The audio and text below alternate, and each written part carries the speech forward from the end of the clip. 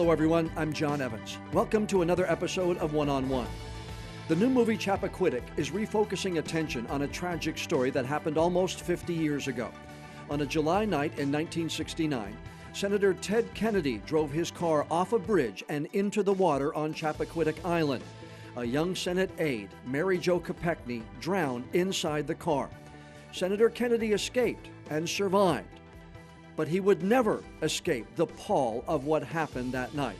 He later pleaded guilty to leaving the scene of a crash, but many believed he deserved a much tougher penalty. Leo Demore was a reporter for the Cape Cod News when the crash happened, and in the years after the crash, he began investigating the investigation, digging up documents, interviewing people involved in the investigation 2, 3, even 4 times to get their story straight. He wrote a book called Senatorial Privilege, The Chappaquiddick Coverup, and it was a national bestseller in 1988. June Davison was married to Leo Demore for 22 years. She copy-edited the national bestseller. She's talking to us now for the first time about Leo Demore, the investigative reporter, his investigation of the conspiracy theories surrounding Chappaquiddick, the legal troubles they had just getting the book published, and she's also giving us her thoughts on this brand new movie. He loved local takes on things. It was a local Cape Cod opinion column he would write every week, and it would be on national issues often, but Cape Cod take. He had a lot of local people, and so when he started working on the story in '69, it was basically talking to local people, picking up the people whom he knew, and then he. That was '69. So basically, he was working on other things. Mm-hmm. He did 3 other books. And then he got a call. He had, of course, Jimmy Smith was his friend, one of the Cape Cod operatives for Kennedy. Right. And we were, he got a call from a friend of his called Killen, the detective. Mm-hmm. And Killen was dying, and he went to see him. And he was, he kind of gave him a charge.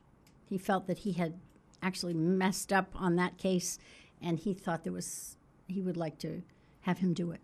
So when the crash actually happened, nothing struck Leo as being strange? Did he have ever have any talks around the time that it happened, that there was a cover-up going on? He kind of got that sniff a few years later, is what you're saying? Well, that was when he decided to write a book about it. But actually, just because the movie is coming out this week, and I was curious because we were not even told about it. It's just some old guy's book. Right.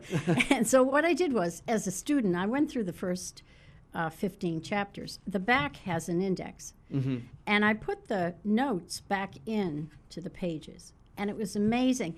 The notes range from '69, when he did his original researching, and then he went back to these people, 82, 83, 86, 87, until everything was covered. And the notes in the first 15 chapters are amazing.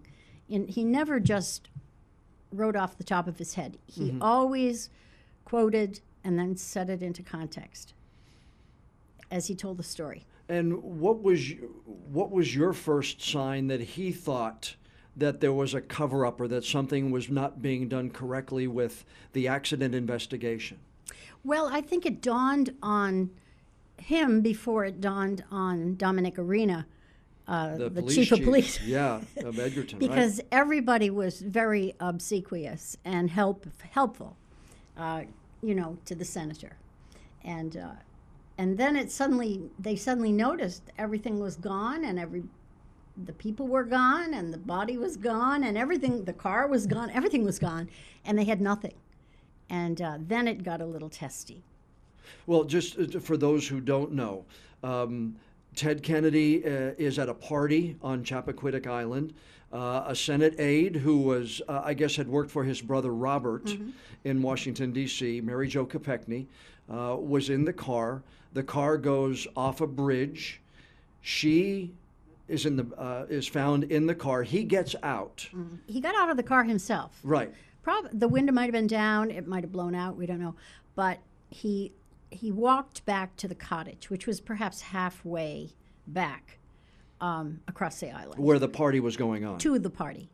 And got his first cousin, Joe.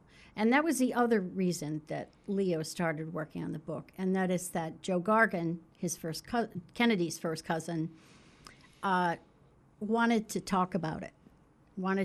Because he'd never defended himself very well. Mm-hmm. He really took the fall for a lot of what happened later. And he started wanting to talk, so that some of these people had not talked ever to anyone else, but they wanted to talk to him. Flynn, another detective who had actually made contact with the Kennedy people, Stephen Smith, also wanted to talk. So the more they got talking, the more the cover-up became apparent. And some people were victims, like Irina. He didn't realize, because nothing like this had ever happened before. Sure. But that they were kind of being taken care of, given extra consideration. For example, he says, "I'd like a little privacy," when he was writing his statement. When he's writing his statement, right, and yeah. he went back when he left the party with Joe and Paul Markham, he went to the ferry slip and swam across. And at that point, Gargan thought they'd made it clear he had to report the accident. The cover-up, actually, anything can happen to anyone at any time, but the part that was hard was first of all, when he didn't really know how to handle it. I think he was probably still very depressed and about his brother's death, both of his brothers' deaths. Sure, right. And also, he was drinking. That was clear. And he really waited. He went back to Edgartown, went to bed, and waited 10 hours. And the next morning, Gargan and Markham found he'd done nothing about it. And then that was what they had to do, was basically damage control. And again, for those who don't know, Kennedy goes back to the hotel in Edgartown, right? Edgartown. Yeah. He changes clothes. They actually called Ted Kennedy the next day because they discovered the two young men found the car in the pond. Yeah. They reported the car missing. They found the license plate on the car. That's how they tracked it to Senator Ted Kennedy. They called the senator and said, "Your car's been in an accident," and he says, "I know. I was driving."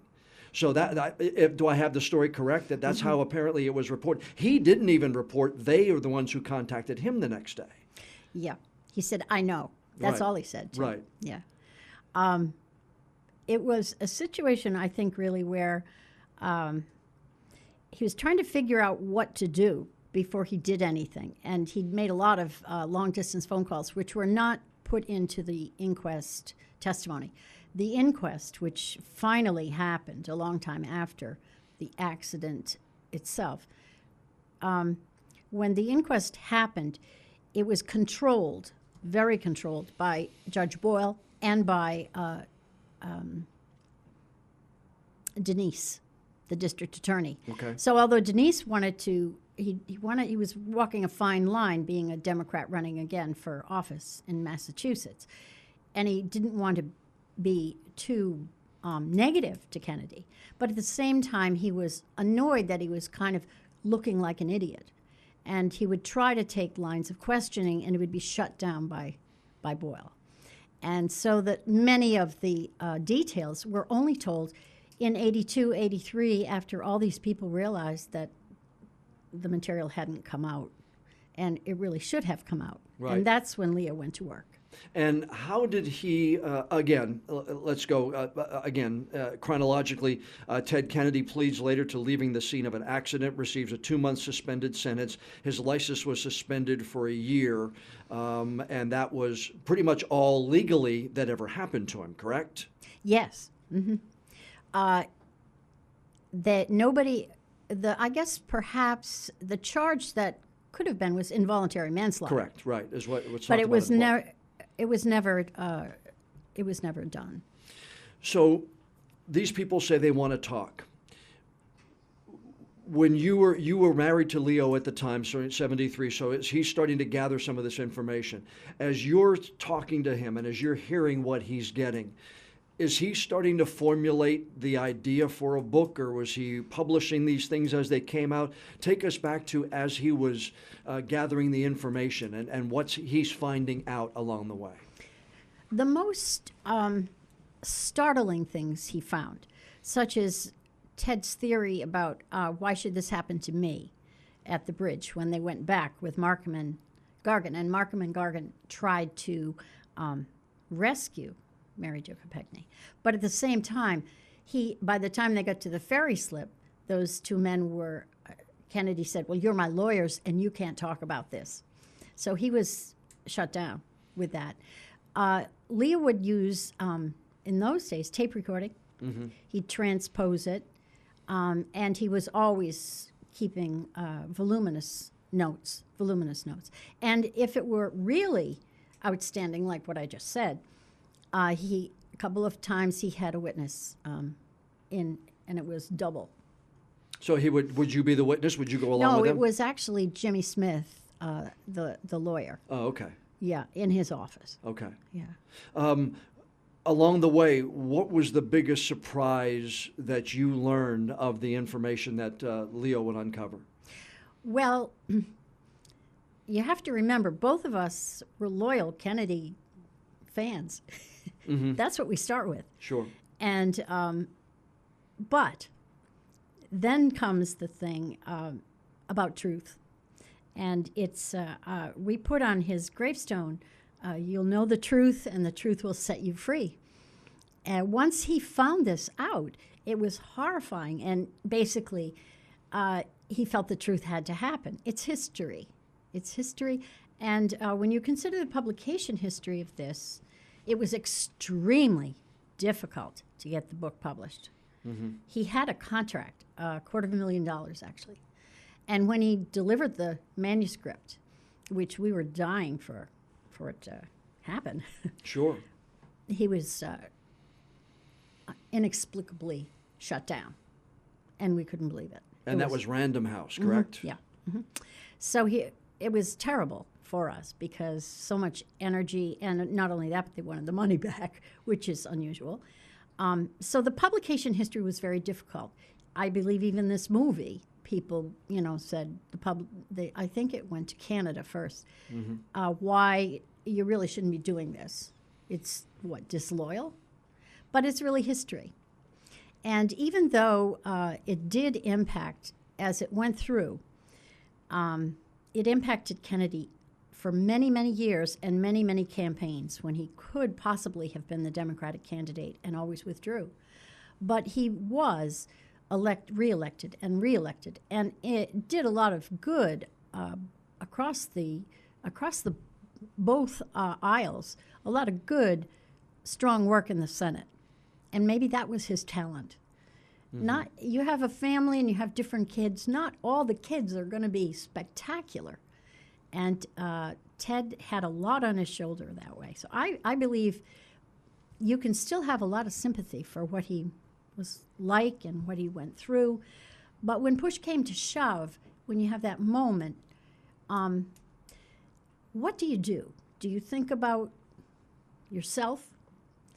Or do you think about maybe possibly saving the person? One of the people Leo talked to, one of the first people, was a lady who and her daughter was sitting up reading that night in a window, and they were very close to the bridge, and the lights were on.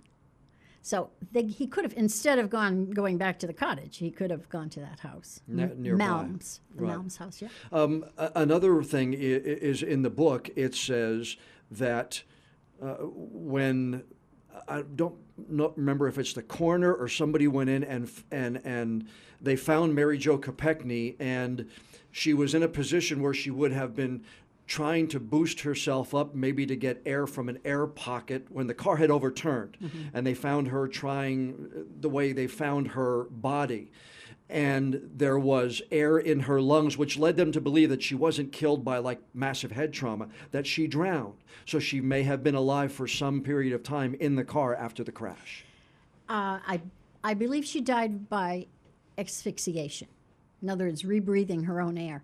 Two of the most incredible witnesses were just average people. One was Huck Look, the policeman who tried to stop the car that night and say, "Are you guys lost?" And they sped away. And the other one, and he never changed his story. And he didn't, like us, he didn't really want to know the story. He at first said, "I'm not talking about this." And the second one, who was the damaging to horror, to show the horror of the night, was Farrar, who was the diver that they sent down. And Leo came to believe that she was in an air pocket and didn't die right away. So she had a very hard. When did you come to believe?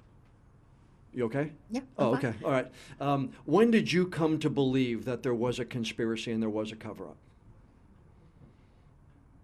I personally couldn't figure out what the problem was with getting the book published. But I think that everybody, from all the people who had worked with John F. Kennedy and were at the compound trying to figure out an answer, really messed themselves up. Because instead of, being factual, what they tried to do was outsmart everyone. And even as these campaigns would go through, people weren't buying it. I think we have by and large, we have an educated electorate. And when people don't buy it, they don't buy it, no matter what they're told. I think that this is why this movie is timely. Shortly after that, of course, Nixon. And people didn't buy that either. Sure. And then basically, even to today, we have questions about things. Mm-hmm. And if we build idols instead of recognizing people are human, we're just waiting for the fall of the idol.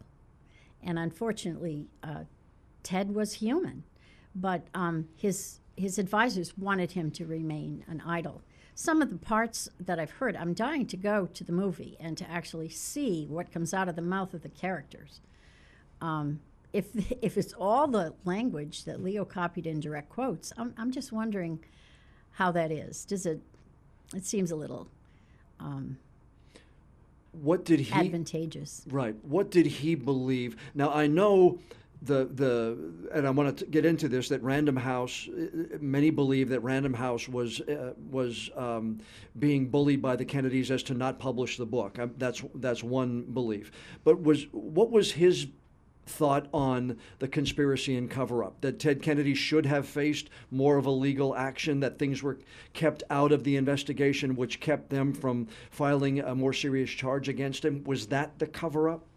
Yes, as long as the more time went on, the more people realized that they had not done their jobs as legal people, either the medical people, Dr. Mills, for example, and the district attorney, Steele, and others realized that they hadn't really done their jobs properly because they were so amazed by the celebrity, I think that was what it was. Now, for our part, we had a book that we couldn't figure out why it couldn't get published. It was a great book. It was right. So Leo undertook revisions, and we went through the whole thing over again. And you have to remember that I'm an English teacher, right. And I have a postdoc research in teaching rhetoric and composition. So we went through and we did what some of the filmmakers said they did, which when they were doing research, they were quoted the other day as saying they had to cut down their screenplay. And there may be a screenplay that Leo did that might be in his papers out at Kent State University. At this point, I don't know. It seems to me he did write a screenplay. Did you, as you were copy editing this, what was your thought process on this whole thing? About the edit? About how it was coming together, and were you believing what Leo had uncovered and that there indeed was a conspiracy and was a cover-up? Absolutely. I did. Now, it was the factually spoke to me. But what I did was, both of us, we cut, we really, maybe that was the problem. It was too wordy. He writes kind of like a Canadian. Mm-hmm. He loves introductory noun clauses. Okay. Things like that. So we went to town on the manuscript and got it tighter, put it on a diet. But still, nothing. And I mean, this is desperate. This is getting very bad for our for our economy, financial economy. Yeah, your family's economy, right. Well, when Random House sues and they would like to take my house, I went to work that day. I didn't even know it was, he didn't tell me because he didn't want me worrying. But it was saved because I always kept my own name, and it was the deed was in my name. Or it would, I don't really think that Random House needed a colonial house up in Old Saybrook, Connecticut, really, but they wanted it. And I had a 2-year-old at the time. So who approached who? Did Random House approach him? Did he approach Random House with the idea of doing the book? How did that work? He had a fabulous agent.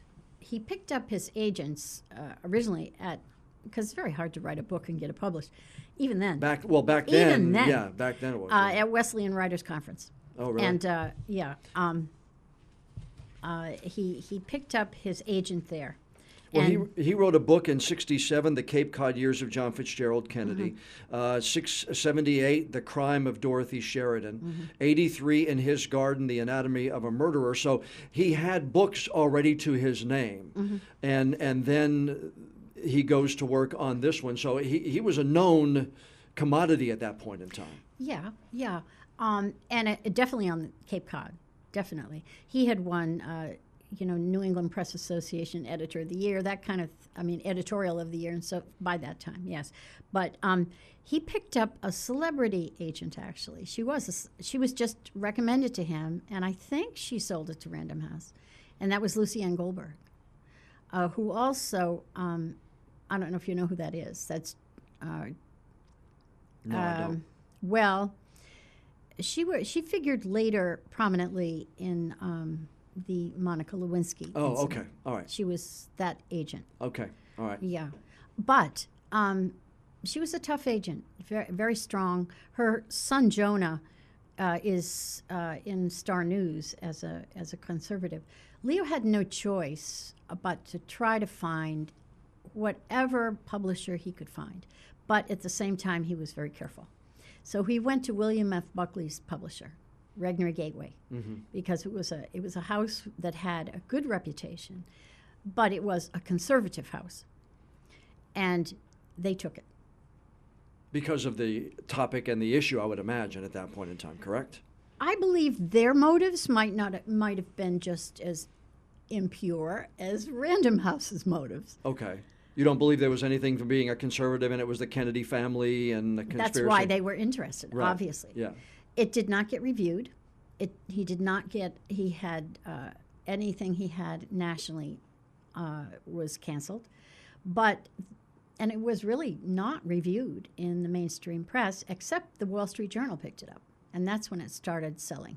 And it was then 1 year on the bestseller list. So he submits the manuscript to Random House. What was his reaction when they said libelous, slanderous, all these things, and we're not going to publish it?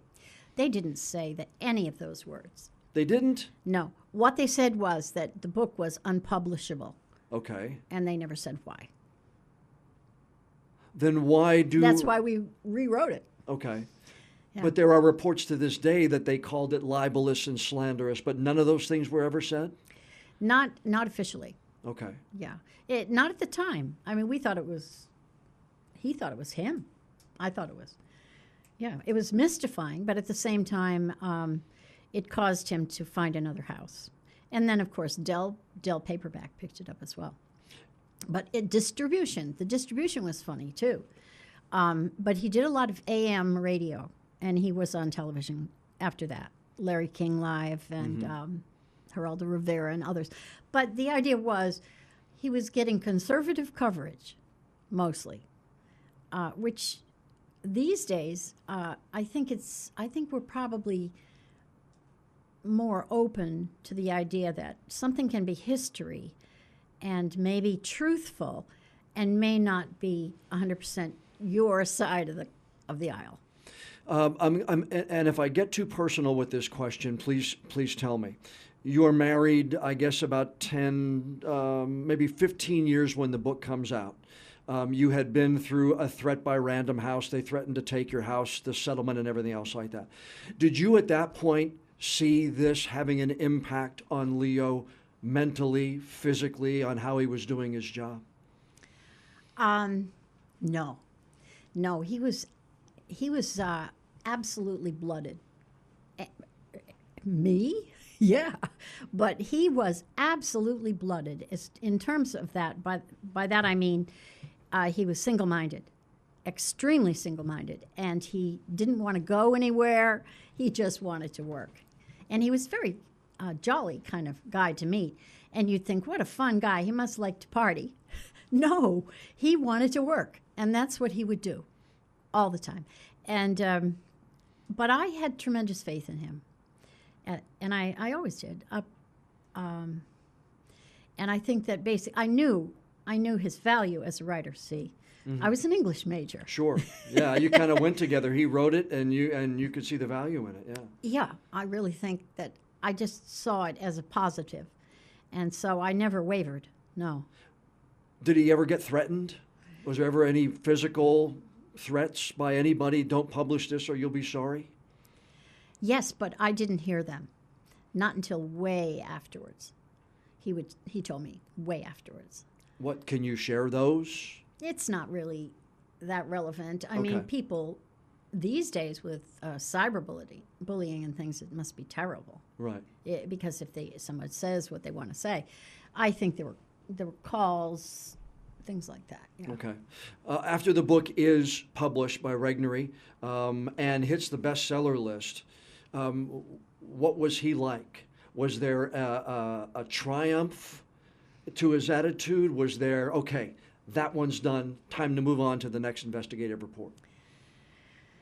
Yes. He always was like that. He would be completely engrossed in a book, and it would take 5 to 6 years to research and write. But after it was done, then he was on to the next thing. But there was satisfaction? Did he ever tell you, thanks for having faith in me? I imagine there was a lot of conversations like that, but what can you share? Well, it's in the introduction, he thanks me, and he wrote in the, when he signed, he autographed it. And he said, it's a privilege being your husband. Oh. And he underlined privilege because the title was Senatorial Privilege. But no, he was happy. He was ecstatic. And that's why I know he did write a screenplay. I don't know where it is right now. It's probably in his papers. But, and there were other things. He retains the film rights to his story. To his story, but the movie that's coming out is not based on his book. Why are you giving me that look? Well, these people who did it, I don't know. I haven't seen the movie yet. I'm dying to see it. They call it an amalgam. They did a lot of research. Now this is where we get into what is that? One of the things when I was teaching here locally was the idea of research has changed. When I was taught to research and when he was taught to research, you had your research and then you had your sources, and you put your sources in. Mm-hmm. Maybe not in the script. Maybe you put them in the notes in the back. Dell said to him, do we really have to put these end notes in this book? We'd save money if we just publish the book. And he was laughing his head off about that. Right. Well, I mean, there's a lot of pages worth of notes in the back of his book, too. Everything he did was based on fact and set into a thematic thing. But where it becomes very difficult to teach writing these days. I found this hard. I used to spend days on Google because my students would submit things. And thank goodness for people say, well, it makes English teachers lazy to have Turnitin, the plagiarism site. But there's no difference these days when you're doing split screen research and you just appropriate. It's very natural. You just find it and then you use it. And it becomes yours. It becomes yours. And that's basically, the Romans did it. Is that a fear of yours that Leo's work is going to be used in this film without him getting any kind of credit for it? I feel it would have been ethical to have acknowledged, at least in the film rights, their sources. In particular, yesterday there was Boston Globe yesterday, a writer, Steve Kirchian, my son sent it to me, who quoted it, that obviously, the folks who wrote the screenplay, for the movie? For the movie, Taylor Allen and Andrew Logan, two young men. I think they're 2 years older than my son, about 30, early 30s. This was their first screenplay. And obviously they used this book. Obviously. I don't know yet, though. I haven't seen it. But that's why I reread it, because it's in my head. The language and everything's in my head. And if I sit there and hear the same language, then I'll really wonder. Yeah, it's a mystery, but it happens all the time. And what will your actions be? Will you take any action against them? Is there any action you could take against them? I don't know. I'm not, I really don't feel that I would know what, Right. Who was Leo's biggest critic, and what did he talk about as far as the critics of his book when it was released? Well, I don't remember any one or two critics. He would have liked to have had more acceptance in the mainstream press, I think. But he moved on. He moved on to another story. And it was a harder story. Did he ever try to talk to Senator Kennedy? Yes. One of the most interesting things about Leo was, of course, his first book was called the Cape Cod Years of John Fitzgerald Kennedy. JFK, right. And he wrote it from that angle, the Kennedy people on Cape Cod. And of course, Cape Cod is still kind of not a Democratic stronghold, put it that way. But he thought he did a great job on that book. And I remember going into the Kennedy Library, and it wasn't in there. And he was so surprised that it wasn't in there. It was one of the strongest, that was amazing to him. And yet, every single book after that about Kennedy on Cape Cod sourced him. As being part of their information and for their book. Yeah, but it wasn't in the library. So obviously, I think they had to, I think it's easy when you are famous or when you are,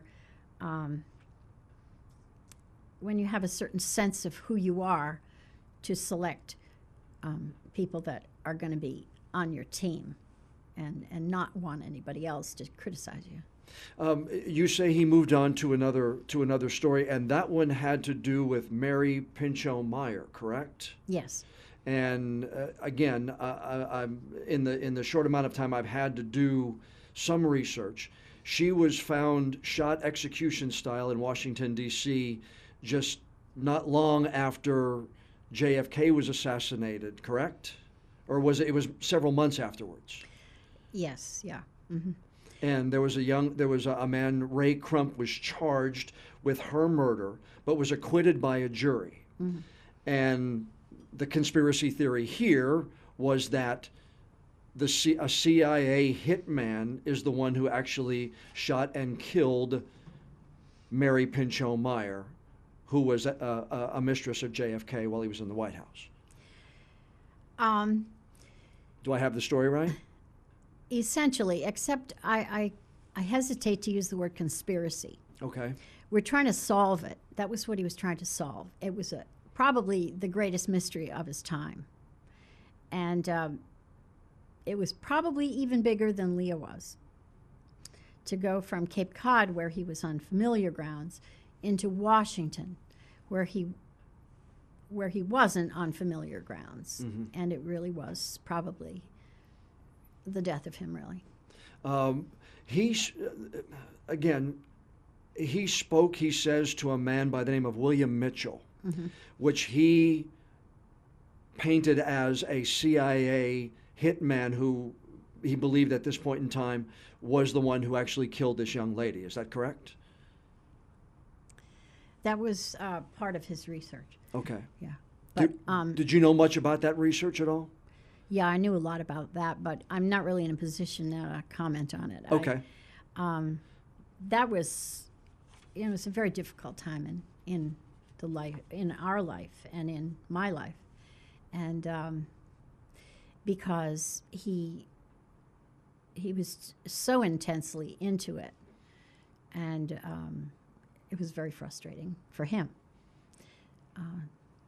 Is that, and again, if I get too personal here, please say, is that what ended up being the cause of the split of your marriage and the divorce? Well, I prefer not to go into that right now. Okay. Yeah. Okay. A man by the name, go ahead, I'm sorry. Divorcing Leo really wasn't something I wanted to do, but it was such a difficult time, and he really underwent a personality change. In fact, why he died is still somewhat of a mystery. How he died, it was like watching someone disintegrate, and I had to protect my son. And so that's why. He took his own life in 1995 with a gun. How long after the divorce did he die? A few months. A few months afterwards. A man by the name of Peter Janney apparently bought Leo's notes from the estate. How did that work? Because apparently that happened, and he went on to write a book about the Mary Meyer investigation. Do you know that book? Have you read that book? No, I haven't. Again, this is the research that I've been able to do, and I was wondering how somebody bought papers and recordings and how all that worked. Well, Peter Janney, his father was a CIA agent. He was worked with Angleton and worked with... Angleton being a CIA operative, correct? Yeah, he was the head of the CIA at the Right. time. His father worked for him. And Peter had a question, and Peter knew Mary Meyer. So I was contacted by Leo's lawyer, because Janney went to Leo's friend and lawyer. And all he wanted to do was read the last journal. And so I allowed him to do that. One thing that's interesting is that Leo, some people do crossword puzzles in the morning to get sharp. He kept a journal of his writing. He kept a journal of everything. That journal in little spiral notebooks. And that was what it was. His papers are on file At Kent State. Yeah, Right. but the journals aren't. How did you have to decide to allow Mr. Janney to buy the materials? It was just to look at the journal. He returned the journal afterwards. Oh, okay. So he didn't actually buy them and take possession and property of them. No, he Okay. just asked to read them. Yeah, he was willing to pay money to read them. Was that difficult for you to allow? Well, my husband's lawyer suggested it, and no, not at all. Mm-mm. It's a difficult question, but do you think Leo was given the notoriety that he deserved? Because, and I ask it difficulties because obviously you're close to him as his wife, but you saw his work and you saw everything that went into it. So I don't know if you could be entirely objective, I guess is the reason. But do you think he got the notoriety he deserved for the book and the work that he did? Well, obviously not. If people just forget it. And it's wonderful, in fact, for us that it will be remembered. Regnery Gateway is reissuing his book, which is great, because I think it's well worth reading. I read it again recently just because about the movie, and I wondered, and also because I thought I'd like, once I read it and realized I enjoyed it, I thought that the reason for the book, for the movie right now, is interesting. I think it's because it shows how politicians or people who are celebrities can go off the rails in trying to keep themselves free from liability for their actions. And I think that basically that even could be applied to today's world. So no, I don't think so. Obviously, his book is worthwhile history, and so I'm glad it's going this way for him. Are you hurt that he's not here to see the movie come out, and maybe that it's gets some of the notoriety that maybe you think he does deserve? It was hard for Leo to go to the movies. He was too much of a critic. Really? Sort of like, I imagine, for artists to go to art galleries. Sure, right. Yeah.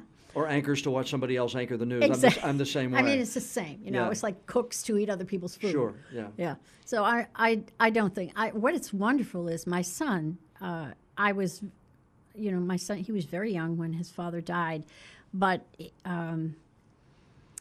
he went to UNCW, and he did a master's too there, and he was in creative writing and English. He said to me, "What chance did I have, Mom?" And really? He picked his major very late. Yeah. But he said, "Well, I keep writing people's papers, so I might as well." Yeah. Anyway, he picked his major late. But he's doing a documentary with his best friend, who's worked for the Maisels and so forth, and they're doing a documentary about his father. And I think it's marvelous that it's gone into the next generation. And his two other children, who had a different mom, who passed away sadly in 1990, but we're all very close. She lives here now. Oh, she does? She lives in Leland. Mm-hmm. It's His amazing daughter. to me how I mean, I found out about you living here in an email from somebody who works at the TV station, and you're telling me that this, your son is working on a documentary about Leo, and now they're a movie coming out on something that he wrote about, a national bestseller. It just all seems to be coming full circle now, years and years later. I know, and it is funny since you called, and I said, "Oh, okay," and then I thought, "Wait a minute, I'm blowing my cover." Well, I mean, why are you speaking out? Why are you kind of dropping that curtain down a little bit? Well, I hope I'm not. I don't want any any more publicity. This is nice, but it's enough. Mm-hmm. Mm-hmm. But there has to be something that's driving you to be willing to talk about this after all these years. Well, I'm an English teacher, and I have to grade things. Yeah. So when I go to this movie, and I looked at the research. The research blew me away all over again, because he was so careful to research what people told him and put it in right. And I became a fan of that, even though I knew about it, and the language came right back to me. So it's fascinating. But no, I'm not after anything. I'm not into anything, and I certainly hope. I like to be, private. Strangely. It's well, and I truly appreciate you being willing to come in and talk about this, because from a reporter and journalist perspective, what he did and the years he put into it fascinates me. It really does. Getting people to talk and getting people to trust him about this, and then uncovering documents and reports the way he did. It's a fascinating look at journalism and reporting. Absolutely. And I think it's fascinating also when you consider it. He had when he died, he had a picture obituary and quite a few columns in the New York Times Right. which doesn't happen frequently. And it was a long obituary. I mean, the obituary went into the book and the story behind the book rather than Leo Demore, born here, survived by. I mean, it was actually a story obituary. He was a reporter's reporter. And he didn't take shortcuts. He didn't steal material. He did it all himself. You know, you take somebody who writes a book, a nonfiction book, we'll say. So a famous person who's busy. And they usually have a staff that writes the book, you know. He had no staff. Well, me. Yeah. he had me.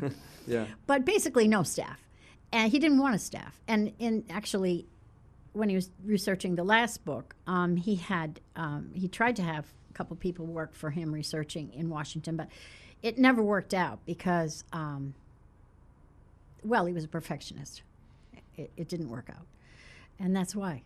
So it's kind of, I think that's why. People who are in the business, who realize how difficult it is, and fake news. Well, there is, I suppose, fake news, but there's also real news. Right. And it can be, you can start out thinking, well, this is what my research is going to lead me to find out, as he did. And then it takes a different turn, a turn you never expected, a turn that absolutely was out of left field. And you have to go with it because it's the truth. And that's what happened to him. Senatorial Privilege, the Chappaquiddick Coverup, and I guess it was also out on another title, Chappaquiddick Power, Privilege, and the Ted Kennedy Coverup. That's the re-release of it, correct? That's right. That's the new title they just gave it. Are you excited that the book is getting a reprint and his work is going to be seen again by hopefully a new generation of fans? Yes, I'm very excited for his children too. Very excited. And from, especially his youngest, my son. I appreciate you taking the time. I appreciate you being willing to come in and share some of your thoughts because, like I said before, as a journalist, it has fascinated me just to kind of take a look at, read what I could of the book in the couple of days that I've known about the fact that you lived here, and that you're being willing to come in and talk. It's been a treat for me to talk about another reporter's work. Wow. Well, that's good. I really think it's instructive, very instructive, and I'm looking forward to watching the movie and the future. A big thank you to June Davison for spending some time with us for this week's podcast. Once again, her former husband's book is called Senatorial Privilege, the Chappaquiddick Coverup. It's being re-released now with the release of the new movie, and the new title is Chappaquiddick, Power, Privilege, and the Ted Kennedy Coverup.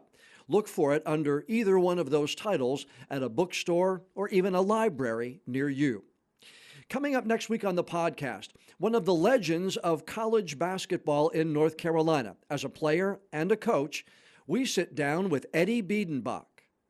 I was different than say Wooden. He said he never mentioned winning. I did. I wanted to win. I thought that was important. I was more Vince Lombardi. Winning second places away down there. Yeah, second place is just the first loser, as Dale Earnhardt said, right? Yeah. So, but I wanted to win. I wanted to stay within the rules. I wanted to do what was gave you honesty, integrity, and character, and win. That's Eddie Biedenbach next week, right here on our podcast. Hey, if you know someone who you think would be a good interview for an upcoming episode, please let me know about it. Send me an email to jevans@wect.com. And if you like what you heard on this podcast, please leave me a rating or a review, no matter what the platform is that you listen to it on. Take a screenshot of your review and send it to me by email. And if you do, you could be the lucky listener we pick at random, and we'll send you one of those really nice WECT travel mugs. I'm John Evans. Thanks so much for listening to this episode of One on One.